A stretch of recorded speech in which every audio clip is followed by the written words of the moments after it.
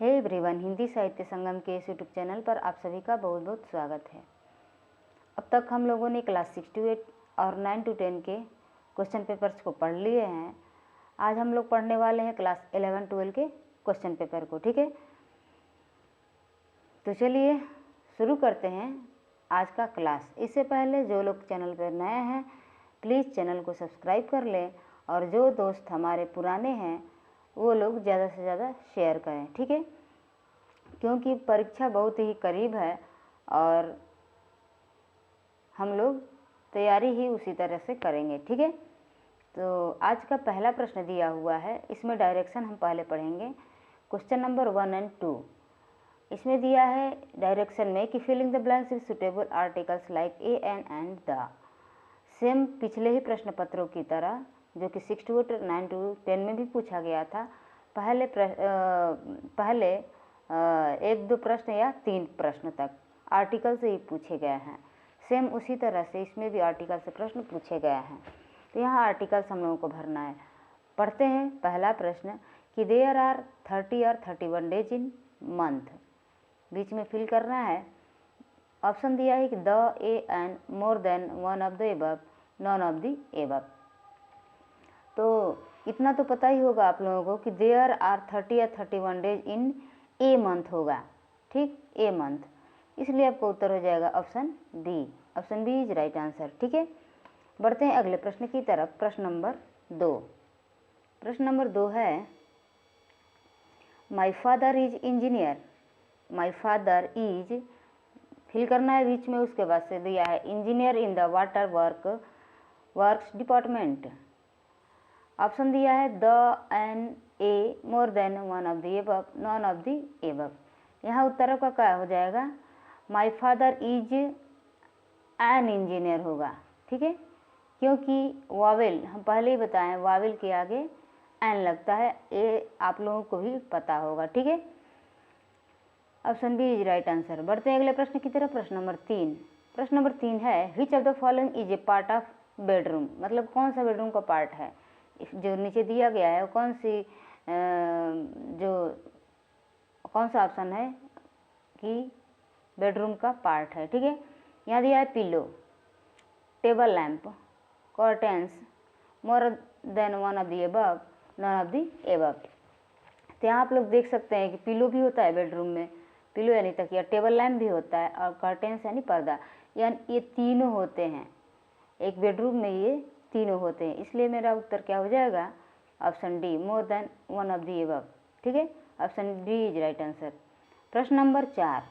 प्रश्न नंबर 4 है which of the following is a part of A room. वहाँ bedroom पूछा था, यहाँ रूम का पार्ट कौन सा है? Window, selling, floor, more than one of the above, none of the above. तो इसका भी उत्तर क्या हो जाएगा? विंडो भी होता है, सेलिंग भी होता है, फ्लोर भी होता है। इसमें उत्तर हो जाएगा आपका option D, more than one of the above, एक से अधिक। ठीक है, प्रश्न नंबर 5।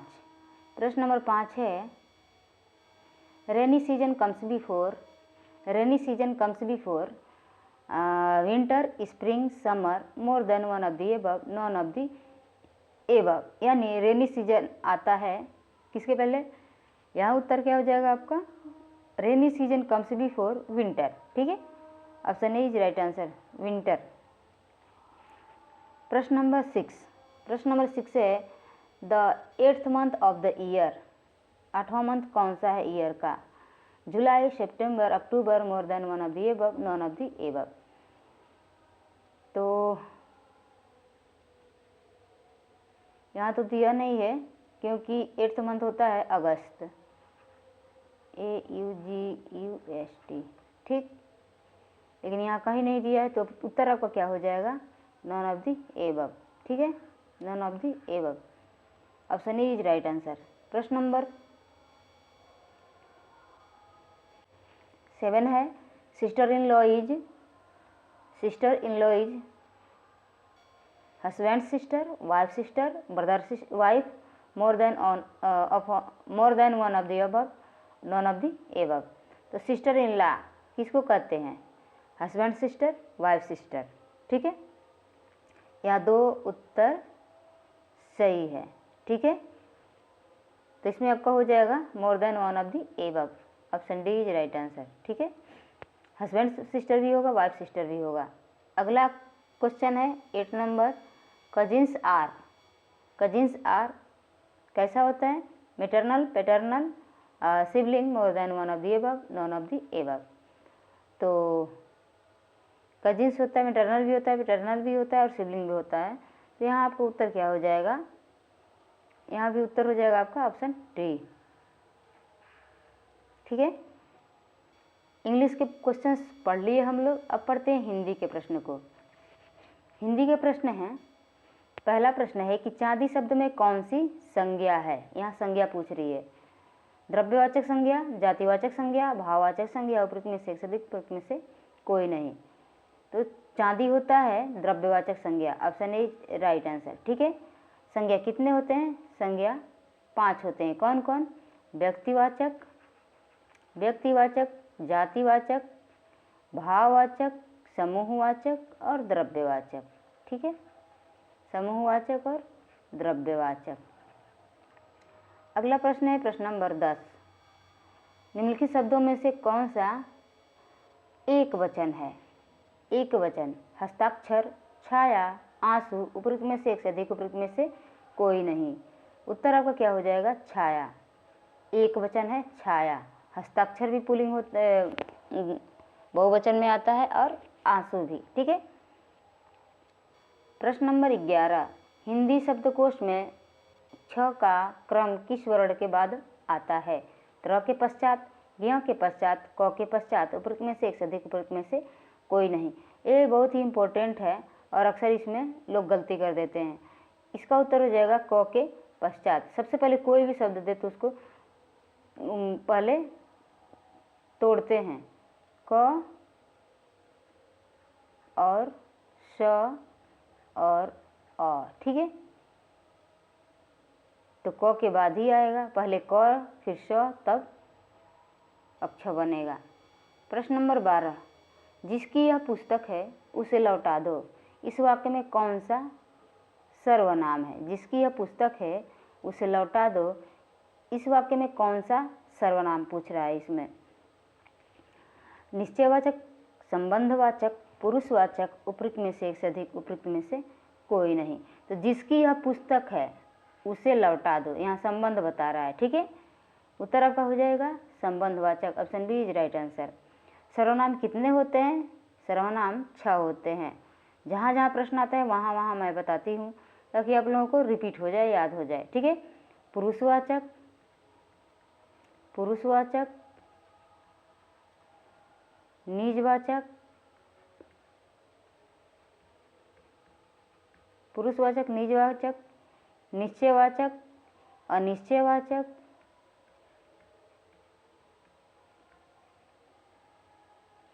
संबंधवाचक, प्रश्नवाचक।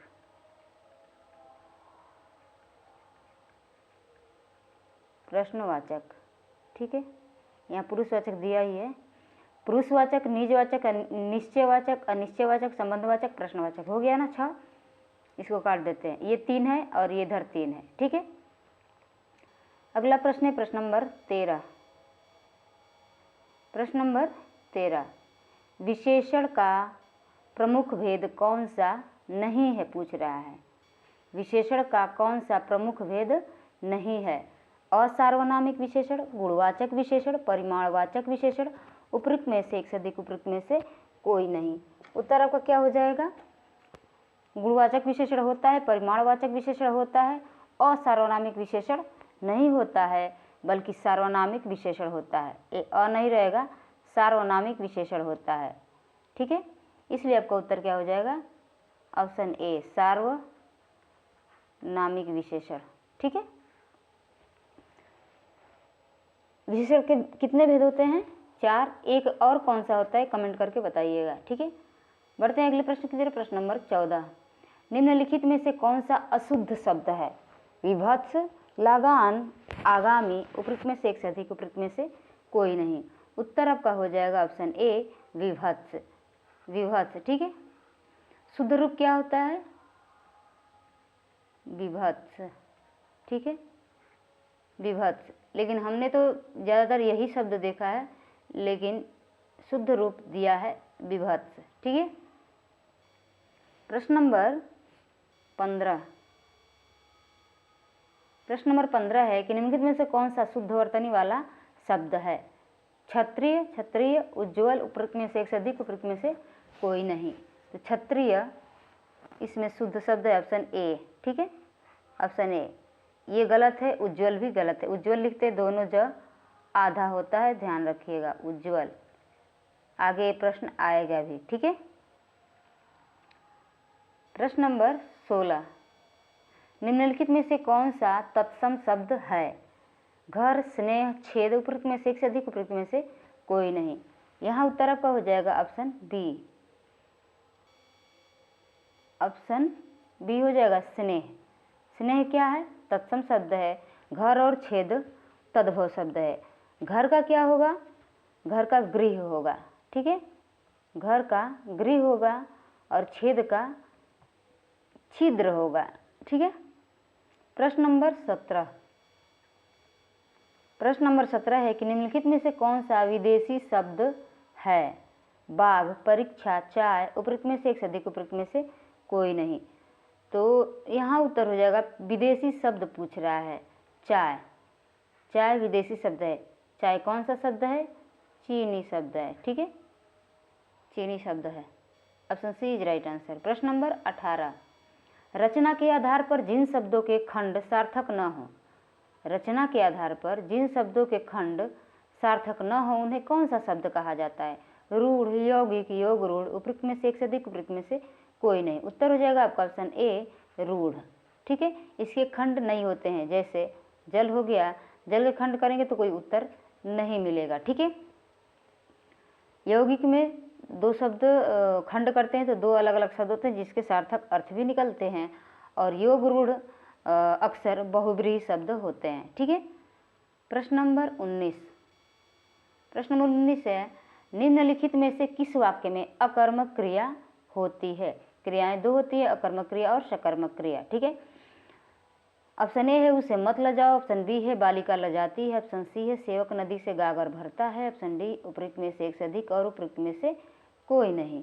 तो अकर्मक पूछ रहा है, यहाँ उत्तर आपका हो जाएगा उसे मत लजाओ, यानी लजाने का काम कर रही है। बालिका लजाती है, इसमें कोई भी कर्म नहीं हो रहा है, इसलिए आपका उत्तर क्या हो जाएगा? Option B. ठीक है, और सेवक नदी से गागर भरता है, गागर भर रहा है, उसमें क्रिया हो रही है। ठीक है, चलिए प्रश्न नंबर 20। प्रश्न नंबर 20 है, निम्नलिखित में से कौन सा देशज शब्द है? आवारा, भौरा, परवल, उपरोक्त में से एक से अधिक, उपरोक्त में से कोई नहीं। तो यहाँ जो परवल है, जो सब्जी में आता है, ये देशज शब्द है। Option C is right answer. प्रश्न नंबर 21। 21 नंबर प्रश्न है, निम्नलिखित में से कौन सा शब्द रूढ़ शब्द नहीं है? अभी रूढ़, यौगिक, योग रूढ़ देखे हैं हम लोग, इसमें पूछ रहा है कि रूढ़ शब्द नहीं है। लकड़ी, जलधारा, महर्षि, उपरोक्त में से एक से अधिक, उपरोक्त में से कोई नहीं। तो यहाँ उत्तर आपका हो जाएगा, जलधारा भी रूढ़ नहीं है। ठीक है, ये यौगिक शब्द में हो जाएगा। महर्षि, ये भी रूढ़ शब्द नहीं है, इसलिए उत्तर आपका क्या हो जाएगा? Option D. ठीक है, बस एक ही है, लकड़ी। अगला शब्द है, अगला प्रश्न है प्रश्न नंबर 22। खारिज किस भाषा का शब्द है? खारिज अरबी, फारसी, तुर्की, उपरोक्त में से एक से अधिक, उपरोक्त में से कोई नहीं। तो खारिज क्या है? अरबी भाषा है। ठीक है, ऑप्शन ए आपका उत्तर सही हो जाएगा, अरबी भाषा है। प्रश्न नंबर 23 दिया है कि शुद्ध, अशुद्ध और शुद्ध वर्तनी का कौन सा युग्म सही नहीं है? कोमलांगिनी का कोमलांगी, शुश्रूषा का शुश्रूषा, महात्मा का महात्म्य, उपरोक्त में से एक से अधिक, उपरोक्त में से कोई नहीं। अशुद्ध, इधर अशुद्ध दिया है और इधर शुद्ध दिया है, कौन सा युग्म सही नहीं है पूछ रहा है। तो इसमें सब सही है। ठीक है, इसलिए इसमें उत्तर आपका हो जाएगा उपरोक्त में से कोई नहीं। ठीक है, ऑप्शन इज राइट आंसर। प्रश्न नंबर 24। उसका भविष्य उज्ज्वल है। इस वाक्य में रेखांकित शब्द की शुद्ध वर्तनी कौन सी है? अभी हम ऊपर बताए हैं कि उज्ज्वल में दोनों ज आधा होता है, ठीक है। तो यहाँ उत्तर आपका ऑप्शन ए हो जाएगा। Option A is right answer. प्रश्न नंबर 25। प्रश्न नंबर 25 है, एक छोटी, और थोड़ा ऊपर कर लेते हैं, एक छोटी आकृति का चमकीला वर्ग जो स्क्रीन पर किसी चिन्ह की स्थिति को स्पष्ट करता है उसे क्या कहते हैं? कर्सर, चिप, कमांड, उपयुक्त में से एक से अधिक, उपयुक्त में से कोई नहीं। उत्तर आपका हो जाएगा कर्सर, ठीक है। कर्सर देखिए ये जो चल रहा है, दिख रहा है आप लोगों को, यही है एक छोटी सी आकृति का चमकीला वर्ग जो स्क्रीन पर किसी चिन्ह की स्थिति को स्पष्ट करता है उसे क्या कहते हैं? कर्सर। ये जो मैं लिख रही हूँ आपको दिख रहा है तीर के जैसे, ये क्या है? कर्सर है। इसी के बारे में पूछ रहा है, बहुत ही नॉर्मल क्वेश्चन है, ठीक है। प्रश्न नंबर 26 है। प्रश्न नंबर 26 है, कुरुक्षेत्र। कुरुक्षेत्र के लेखक का क्या नाम है? हरिऔध, श्रीधर पाठक, मैथिली शरण गुप्त, उपयुक्त में से एक से अधिक, उपयुक्त में से कोई नहीं। तो कुरुक्षेत्र, रसवंती, हुंकार, ये सब किसका है? रामधारी सिंह दिनकर का है। रामधारी सिंह दिनकर का है,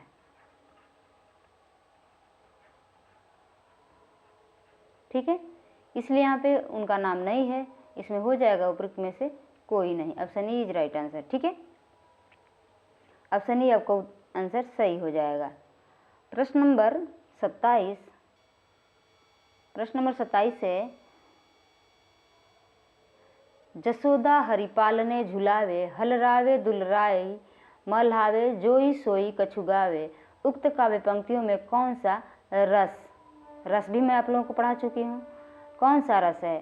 श्रृंगार, वीर, वात्सल्य, उपयुक्त में से एक से अधिक या उपयुक्त में से कोई नहीं। यहाँ पढ़ेंगे तो आपको दिख ही रहा है कि जसोदा हरिपालने झुलावे, हलरावे दुलराई मल्हावे, जोई सोई कछु गावे, यानी प्यार कर रही हैं, दुलार कर रही हैं।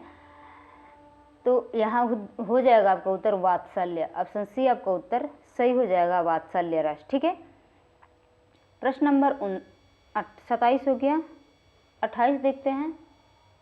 प्रश्न नंबर 28 दिया है कि हिंदी भाषा के उद्भव का काल माना जाता है। हिंदी भाषा के उद्भव का काल कब से माना जाता है?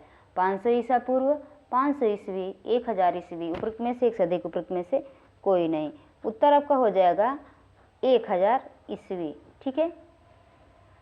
1000 ईस्वी। मैंने इसको भी विधिवत तरीके से पढ़ाया है, ठीक है, कि कब से कब तक क्या होता है। वैदिक संस्कृति आती है, फिर लौकिक संस्कृति आती है, फिर उसके बाद से पाली, प्राकृत और अपभ्रंश आता है, फिर उसके बाद से ये हिंदी की उत्पत्ति होती है। प्रश्न नंबर 28। प्रश्न नंबर 28 दिया है।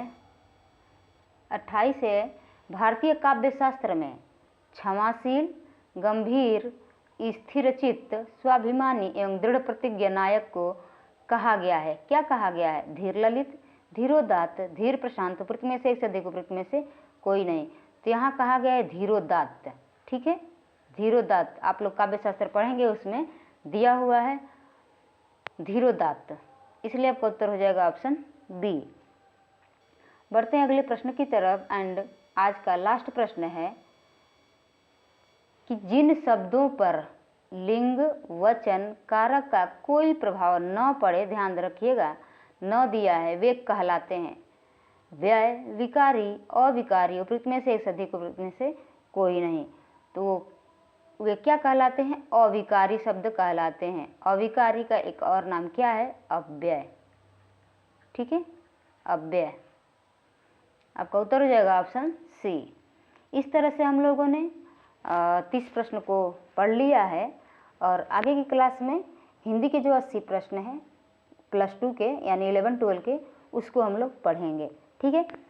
प्रियंका कुमारी ने कमेंट किया था कि मैम 11-12 के लिए कुछ बताइए, तो आप घबराएं ना, आप हमारे पुराने स्टूडेंट हैं और ये क्वेश्चन सॉल्व कराने का मेरा एक ही मकसद है कि कैसे प्रश्न आए हैं आप लोग देख सकते हैं।